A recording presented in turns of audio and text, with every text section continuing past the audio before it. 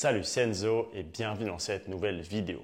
Alors aujourd'hui, on va voir ensemble un point qui est très important. Mais avant que je t'en parle, n'oublie pas de t'abonner à la chaîne, de télécharger ton guide gratuit.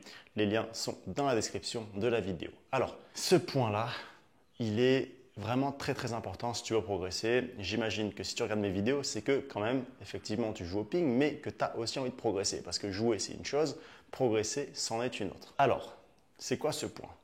Ce point, c'est le fait d'être conciliant. Qu'est-ce que ça veut dire? Ça veut dire de t'entraîner avec ton partenaire d'entraînement et non contre ton partenaire d'entraînement. Donc, par exemple, on va faire un exercice. Admettons, on fait juste coup droit sur coup droit à l'échauffement. Ok? Là, qu'est-ce que la plupart des joueurs font? Ils cherchent à gagner le point. Et si tu cherches à gagner le point toi aussi et que tu es dans cette situation, je t'en supplie, arrête de vouloir gagner le point. Pourquoi?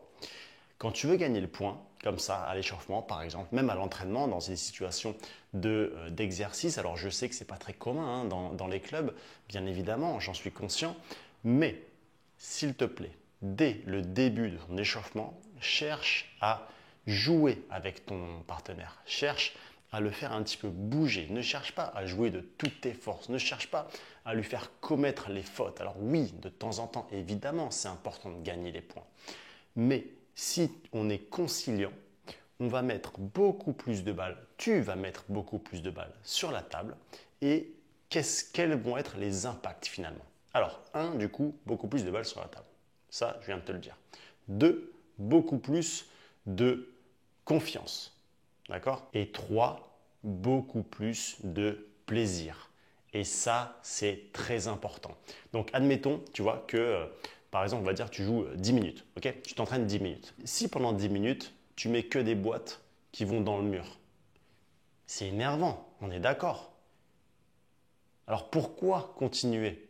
Non, joue un petit peu avec ton partenaire. Alors bien évidemment, il faut que ton partenaire soit dans la même démarche. Donc tu vois, envoie cette vidéo à ton partenaire d'entraînement, à tes partenaires de club. Envoie-leur cette vidéo.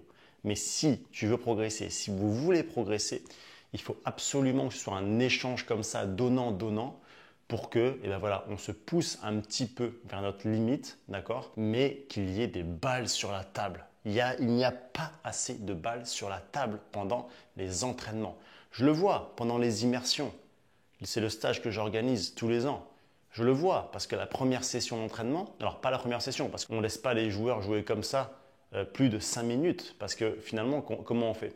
Eh bien, on les laisse jouer la toute première séance, on les laisse jouer ensemble un quart d'heure pour voir les niveaux, pour voir un petit peu les mentalités. Et c'est 95% du temps la même chose. Les joueurs, ils arrivent et ils veulent mettre des boîtes et il y a trop peu de balles sur la table. Donc non, on cherche à mettre de la hauteur dans la balle. On cherche à mettre de la fluidité, du mouvement dans notre corps. Okay? On cherche à caresser la balle, on cherche à frotter la balle, on cherche à se déplacer en toute fluidité et à jouer réellement avec notre partenaire. D'accord? Donc voilà, si tu joues 10 minutes et que tu mets des balles partout, dans tous les sens, c'est inefficace. Par contre, si tu joues 5 minutes mais tu mets beaucoup plus de balles sur la table, eh ben, c'est quoi qui est le plus efficace? Jouer 5 minutes ou jouer 10 minutes? Bon, on est d'accord, c'est de jouer 5 minutes.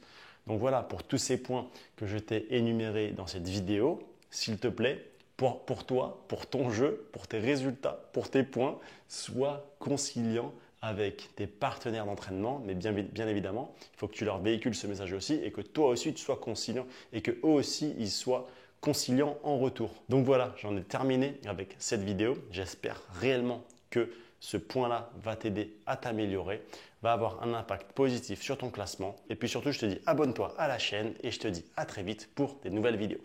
Ciao!